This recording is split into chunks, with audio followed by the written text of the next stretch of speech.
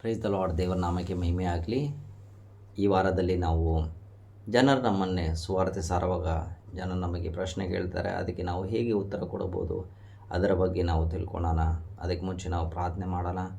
Hallelujah. ದೇವರೇ, ಈ ಒಂದು ಬೆಳಗಿನ ಸಮಯಕ್ಕಾಗಿ ನಿಮಗೆ ಸ್ತೋತ್ರವನ್ನು ಸಲ್ಲಿಸ್ತಾ ಇದ್ದೀವಿ ಸ್ವಾಮಿ. ಈ ವಾಕ್ಯ ಭಾಗಗಳನ್ನು ಯಾರ್ಯಾರು ಜನರು ಕೇಳ್ತಾ ಇದ್ದಾರೆ ಅವರನ್ನು ನೀವು ಆಶೀರ್ವಾದ ಮಾಡೋ ಸ್ವಾಮಿ. ನೀವು ಅವ್ರ ಜೊತೆಯಲ್ಲಿದ್ದು ಅವರನ್ನು ನಡೆಸು. ಎಲ್ಲ ಪ್ರಾರ್ಥನೆ ಯೇಸು ಕ್ರಿಸ್ತನ ಹೆಸರಲ್ಲಿ ಬೇಡಿ ಹೊಂದಿದ್ದೀವಿ, ಆಮೇನ್. ಹೋದ ವಾರದಲ್ಲಿ ನಾವು ನೋಡಿದ್ದೀವಿ ಹೇಗೆ ನಾವು ಜನರಿಗೆ ಸುವಾರ್ತೆಯನ್ನು ಸಾರಬಹುದು. ಅದರಲ್ಲಿ ಕೆಲವೊಂದು ಅಂಶಗಳನ್ನು ನಾವು ನೋಡಿದ್ದೀವಿ. ಇವತ್ತಿನ ದಿನದಲ್ಲಿ ನಾವು ಹೇಗೆ ಜನರು ನಮ್ಮನ್ನು ಪ್ರಶ್ನೆ ಕೇಳುವಾಗ ಅದಕ್ಕೆ ಹೇಗೆ ನಾವು ಉತ್ತರವನ್ನು ಕೊಡಬಹುದು ಅದನ್ನು ನಾವು ತಿಳ್ಕೊಳ್ಳೋಣ. ಮೊದಲಾಗಿ 1 ಪೇತ್ರನ 3ನೇ ಅಧ್ಯಾಯ 13ನೇ ವಚನದಲ್ಲಿ ದೇವರ ವಾಕ್ಯ ಹೇಳುತ್ತೆ, ಯಾವಾಗಲೂ ಸಿದ್ಧವಾಗಿ ಇರಲಿ.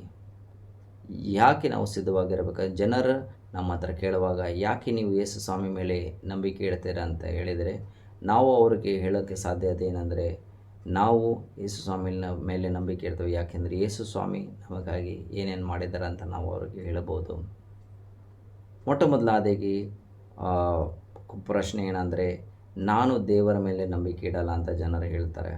ಆವಾಗ ನಾವು ಅವ್ರಿಗೆ ಹೇಳಬಹುದು, ಈ ಒಂದು ಭೂಲೋಕಗಳನ್ನು ನಾವು ನೋಡೋದಾದರೆ ಯಾರಾದರೂ ಒಬ್ಬರು ಇದ್ದಾರೆ, ಅದನ್ನು ಅವರು ಸೃಷ್ಟಿ ಮಾಡಿದ್ದಾರೆ.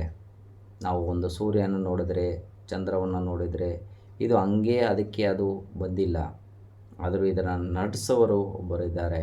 ಅದೇ ರೀತಿಯಾಗಿ ಇನ್ನೂ ಒಂದು ಉದಾಹರಣೆ ನಾವು ಅವರು ಕೊಡ್ಬೋದು. ಅದೇನೆಂದರೆ, ನಾವು ಎಲ್ಲರೂ ವಾಚನ್ನು ನೋಡಿದ್ದೀವಿ. ಆ ವಾಚನ್ನ ಯಾರೋ ಒಬ್ಬರು ತಯಾರು ಮಾಡಿದ್ದಾರೆ. ಅದು ವಾಚ್ ಅದಕ್ಕೆ ಹಂಗೆ ಬಂದಿಲ್ಲ, ಅದಕ್ಕೆ ಹಂಗೆ ನಮಗೆ ಸಮಯ ಅದು ಕೊಡ್ತಾ ಇಲ್ಲ. ಯಾರೋ ಅದನ್ನು ತಯಾರು ಮಾಡಿದ್ದಾರೆ, ಅದೇ ಮೂಲಕವಾಗಿ ನಮಗೆ ಅದರಿಂದ ಸಮಯ ನೋಡೋಕ್ಕೆ ಸಾಧ್ಯ.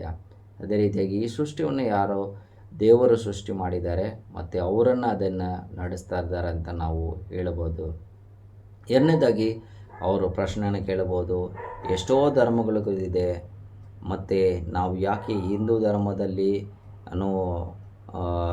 ಮತ್ತು ಮುಸ್ಲಿಂ ಧರ್ಮದಲ್ಲಿ ಯಾಕೆ ನಾವು ಬೈಬಲ್ ಅಂತ ದೇವರ ವಾಕ್ಯ ಅಂತ ನಾವು ಹೇಳಬೇಕು? ಆ ಧರ್ಮದಲ್ಲಿನೂ ಪುಸ್ತಕಗಳಲ್ಲಿ ಇದೆಯಲ್ಲ, ಅದರ ಮೇಲೆ ನಾವು ಯಾಕೆ ವಿಶ್ವಾಸ ಇಡಬಾರ್ದು ಅಂತ, ಅದನ್ನು ನಾವು ಯಾಕೆ ದೇವರ ವಾಕ್ಯ ಅಂತ ಹೇಳೋಣ ಅಂತ ಅವರು ಕೇಳಬಹುದು. ಅದಕ್ಕೆ ನಾವು ಉತ್ತರ ಕೊಡಬಹುದು. ಅದೇನೆಂದರೆ, ನೀವು ಯಾವಾಗಲೂ ಬೈಬಲೆಲ್ಲ ಓದಿದ್ದೀರಾ? ಅವ್ರು ಹೇಳ್ತಾರೆ, ಒಂದು ವೇಳೆ ಅವ್ರು ಹೇಳಿದರೆ ನಾನು ಓದಿಲ್ಲ ಅಂತ, ನಾವು ಅವ್ರಿಗೆ ಕೇಳಬಹುದು, ನೀವು ಅದನ್ನು ಫಸ್ಟು ಓದ್ರಿ. ಆವಾಗ ನೀವು ಓದುವಾಗ ನಿಮಗೆ ಅದರಿಂದ ಗೊತ್ತಾಗುತ್ತೆ ಅದರಲ್ಲಿ ಏನು ಬರೆದಲ್ಪಟ್ಟಿದೆ. ಅದರಲ್ಲಿ ದೇವರು ಎರಡು ವಿಧವಾಗಿ ನಾವು ಅವರಿಗೆ ಹೇಳೋಕ್ಕೆ ಸಾಧ್ಯ. ಒಂದು, ದೇವರು ಜನರ ಜೊತೆಯಲ್ಲಿ ಮಾತಾಡಬೇಕಂದರೆ ಅವರು ವ್ಯಕ್ತಿವಾಗಿ ಜನರು ಒಬ್ಬೊಬ್ಬರು ಈ ಸೃಷ್ಟಿಯಲ್ಲಿ ಎಷ್ಟೋ ಜನರಿದ್ದಾರೆ, ಎಲ್ಲರ ಹತ್ರ ಹೋಗಿ ಅವರು ಸ್ವಂತವಾಗಿ ಮಾತಾಡಬೇಕು ಅಂತ ನಾವು ದೇವರು ಮಾಡಬೇಕು. ಇಲ್ಲಾಂದರೆ ಎರಡನೇ ವಿಷಯ ಅನ್ನೋದರೆ, ದೇವರು ಒಂದು ಪುಸ್ತಕವನ್ನು ಕೊಟ್ಟಿದ್ದಾರೆ. ಅದು ಪುಸ್ತಕ ಹೇಗೆ ನಮ್ಮ ಹತ್ರ ಬಂದಿದೆ ಅಂದರೆ, ದೇವರು ಜನರನ್ನು ಆರಿಸಿದ್ದಾರೆ. ಆ ಜನರನ್ನು ಆರಿಸಿ ಅವ್ರಿಗೆ ದೇವರು ಏನು ಮಾಡಿದ್ದಾರೆ, ಪರಿಶುದ್ಧ ಆತ್ಮನ ಮೂಲಕವಾಗಿ ಪ್ರೇರಿತವಾಗಿ ಅವರು ಅದನ್ನು ಬರೆದಿದ್ದಾರೆ.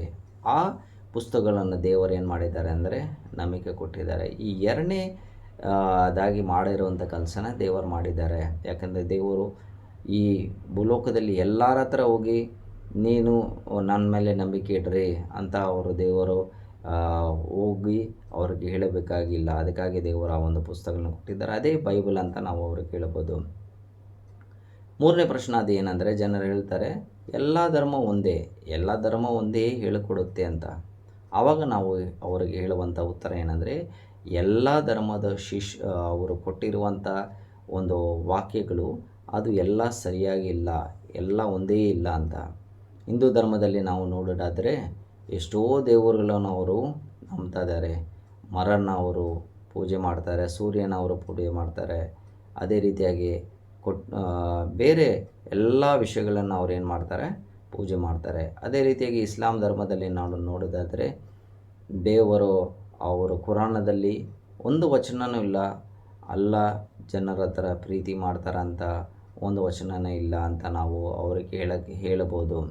ಅದು ನಾವು ಕ್ರೈಸ್ತರಲ್ಲಿ ದೇವರ ಮೇಲೆ ದೇವರ ವಾಕ್ಯದಲ್ಲಿ ಹೇಳಲ್ಪಟ್ಟಿದೆ ಅಂದರೆ, ದೇವರು ನಮ್ಮನ್ನು ತುಂಬ ಪ್ರೀತಿ ಮಾಡಿದ್ದಾರೆ ಮತ್ತು ಒಂದು ತಂದೆ ಮತ್ತು ಮಗನ ಒಂದು ಸಂಬಂಧವನ್ನು ದೇವರು ನಮ್ಮ ಜೊತೆಯಲ್ಲಿ ಇಟ್ಕೊಳ್ಳೋಕ್ಕೆ ಇಷ್ಟಪಡ್ತಾರೆ. ಎರಡನೇದಾಗಿ ನಾವು ಅದರಲ್ಲಿ ನಾವು ಇನ್ನೊಂದು ಪಾಯಿಂಟ್ ಹೇಳಬೇಕಂದ್ರೆ, ರಕ್ಷಣೆ ನಮಗೆ ಹೇಗೆ ಸಿಗುತ್ತೆ? ಹಿಂದೂ ಧರ್ಮದಲ್ಲಿ ನೋಡಿದರೆ ಒಂದು ಸರಿ ಒಂದು ಮನುಷ್ಯನ ಸತ್ತು ಹೋದರೆ ಅವರ ಆತ್ಮ ಏನಾಗುತ್ತೆ ಅಂದರೆ ತಿರ್ಗಾ ತುಂಬ ಪುನರ್ ಜನ್ಮ ಆಗ್ತಾ ಇರುತ್ತೆ. ಅವರು ಆದ ಮೇಲೆ ಒಂದು ಪ್ರಾಣಿಯಾಗಿ ಆಗ್ಬೋದು, ಬೇರೆ ಯಾವುದೋ ಒಂದು ಇದರಲ್ಲಿ ಅವರು ಇರ್ಬೋದು. ಆಮೇಲೆ ಅವರು ಒಳ್ಳೆ ಕಾರ್ಯ ಮಾಡ್ತಾ ಮಾಡ್ತಾ ಮಾಡ್ತಾ ಮಾಡ್ತಾ ಇರ್ತಾ ಇದ್ದಾರೆ. ಆವಾಗ ಅವರಿಗೆ ತಿರ್ಗಾ ಮನುಷ್ಯನ ರೂಪದಲ್ಲಿ ಅವರು ಬರ್ತಾರೆ. ಹಾಗೆ ಅಂತ ಅವರು ಉದ್ಧಾರ ಬಗ್ಗೆ, ರಕ್ಷಣೆ ಬಗ್ಗೆ ಹಂಗೆ ಹೇಳ್ತಾರೆ. ಆಮೇಲೆ ಅವ್ರಿಗೆ ಮೋಕ್ಷ ಸಿಗುತ್ತೆ ಅಂತ ಹೇಳ್ತಾರೆ. ಅದೇ ರೀತಿಯಾಗಿ ಇಸ್ಲಾಂ ಧರ್ಮದಲ್ಲಿ ಹೋಗೋದಾದರೆ, ನೀವು ಒಳ್ಳೆಯ ಕೆಲಸ ಮಾಡಿದರೆ, ನೀವು ಏನನ್ನು ಅದರಲ್ಲಿ ಹೇಳಲ್ಪಟ್ಟಿದೆ ಅಲ್ಲಿ ಮಾಡಿದರೆ ಮಾತ್ರ ನೀವು ಪರಲೋಕಕ್ಕೆ ಹೋಗೋಕ್ಕೆ ಸಾಧ್ಯ. ಆದರೂ ಕ್ರೈಸ್ತರ ಧರ್ಮದಲ್ಲಿ ಹಂಗಿಲ್ಲ. ದೇವರ ವಾಕ್ಯ ಏನು ಹೇಳುತ್ತಂದರೆ, ಯಾರೂ ಪರಲೋಕಕ್ಕೆ ಹೋಗೋಕ್ಕೆ ಸಾಧ್ಯನೇ ಇಲ್ಲ ಅಂತ ದೇವರ ವಾಕ್ಯ ಹೇಳುತ್ತೆ. ದೇವರು ಒಬ್ಬನೇ ಅವರ ಕುಮಾರನ ಈ ಒಂದು ಭೂಲೋಕಕ್ಕೆ ಕಳಿಸಿ ಅವರು ನಮಗಾಗಿ ಬಲಿಯನ್ನು ಕೊಟ್ಟಿದ್ದಾರೆ ಅಂತ ನಾವು ಅವರಿಗೆ ಹೇಳೋಕ್ಕೆ ಸಾಧ್ಯ. ಮತ್ತು ಈ ನಮಗೆ ರಕ್ಷಣೆ ದೇವರ ಕೃಪೆಯಿಂದ, ವಿಶ್ವಾಸದಿಂದ ನಮಗೆ ಸಿಕ್ಕಿದೆ. 4ನೇ ಪ್ರಶ್ನೆ ಅಂದರೆ, ನಾನು ಒಬ್ಬ ಹಿಂದೂ ಕುಟುಂಬದಲ್ಲಿ ಇಲ್ಲಾಂದರೆ ಮುಸ್ಲಿಂ ಕುಟುಂಬದಲ್ಲಿ ನಾನು ಹುಟ್ಟಿದ್ದೀನಿ, ಯಾಕೆ ನಾನು ಕ್ರೈಸ್ತರ ಮೇಲೆ ನಂಬಿಕೆ ಇಡಬೇಕು? ಆವಾಗ ಅದಕ್ಕೆ ನಾವು ಉತ್ತರ ಏನು ಕೊಡ್ಬೋದು ಅಂದರೆ, ನೀವು ಎಲ್ಲಿ ಹುಟ್ಟಿದ್ದೀರಾ ಅದು ದೇವರ ಲೆಕ್ಕ. ನೀವು ದೇವರ ಮೇಲೆ ನಂಬಿಕೆ ಇಟ್ಟಿದ್ದೀರಾ, ಆವಾಗ ನೀವು ನಂಬಿಕೆ ಇಟ್ಟು ಸತ್ತರೆ ಮಾತ್ರ ನೀವು ದೇವರ ಹತ್ರ ಹೋಗ್ಬೋದು ಅಂತ ನಾವು ಅವ್ರ ಹತ್ರ ಹೇಳ್ಬೋದು. ಯೆರೆಮೀಯ ಬರೆದ ಪುಸ್ತಕದಲ್ಲಿ 29ನೇ ಅಧ್ಯಾಯ 13ನೇ ಅಧ್ಯಾಯದಲ್ಲಿ ದೇವರು ಹಾಕಿದೆ, ನೀವು ನಮ್ಮನ್ನು ಹುಡುಕಿರಿ, ನಾನು ನಿಮಗೆ ಸಿಗುತ್ತೀನಿ. ನೀವು ನಮ್ಮ ಹತ್ರ ಬಂದರೆ ಪೂರ್ಣ ಹೃದಯದಿಂದ ನೀವು ನಮ್ಮ ಹತ್ರ ಬನ್ನಿರಿ ಅಂತ ದೇವರ ವಾಕ್ಯ ಹೇಳುತ್ತೆ. ಒಂದು ವೇಳೆ ನಾವು ಕ್ರೈಸ್ತರು ಧರ್ಮದಲ್ಲಿಯೂ ನಾವು ಹುಟ್ಟಿದರೆ ಮಾತ್ರ ನಾವು ಸ್ವಂತವಾಗಿ ಯೇಸು ಕ್ರಿಸ್ತನ ಮೇಲೆ ನಂಬಿಕೆ ಇಡಬೇಕು ಅಂತ ನಾವು ಅವರಿಗೆ ಹೇಳಬೇಕಾಗಿದೆ. ಆಮೇಲೆ ಇನ್ನೊಂದು ಪ್ರಶ್ನೆ, ಯಾಕೆ ಯೇಸು ಸ್ವಾಮಿನೇ ಒಬ್ಬನೇ ಮಾರ್ಗದರ ದೇವರ ಹತ್ರ ಹೋಗೋಕ್ಕೆ ಅಂತ ಅವರು ಜನರು ನಮ್ಮ ಹತ್ರ ಪ್ರಶ್ನೆ ಕೇಳುವಾಗ ನಾವು ಅವರಿಗೆ ಉತ್ತರ ಕೊಡಬೇಕು. ಅದೇನೆಂದರೆ, ಯೇಸು ಸ್ವಾಮಿ ಸ್ವಂತವಾಗಿ ಅವರು ಏನು ಹೇಳಿದ್ದಾರೆ ಅಂದರೆ, ನಾವು ಅವ್ರ ಹತ್ರ ಹೋಗ್ಬೇಕಾಕೆ ಯೇಸು ಸ್ವಾಮಿ ಹೇಳಿದರೆ, ನಾನೇ ಮಾರ್ಗ, ನಾನೇ ಸತ್ಯ, ನಾನೇ ಜೀವ ಅಂತ ಹೇಳಿದರೆ. ಯೋಹಾನ ಬರೆದ ಸುವಾರ್ತೆ 14ನೇ ಅಧ್ಯಾಯ 6ನೇ ವಚನದಲ್ಲಿ, ನೀವು ನಮ್ಮ ಹತ್ರ ಬಂದಿಲ್ಲ ಅಂದರೆ, ನೀವು ನನ್ನ ಮೇಲೆ ವಿಶ್ವಾಸ ಇಟ್ಟಿಲ್ಲ ಅಂದರೆ ನೀವು ನಿಮ್ಮ ಪಾಪದಲ್ಲಿ ಸಾಯ್ತೀರ ಅಂತ ಯೋಹಾನ 8:24 ಹೇಳುತ್ತೆ.